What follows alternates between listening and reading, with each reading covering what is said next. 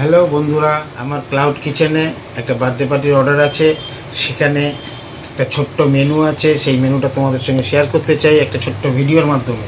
শেষ অবধি দেখো, ভালো লাগলে লাইক, কমেন্ট অ্যান্ড সাবস্ক্রাইব করে দিও।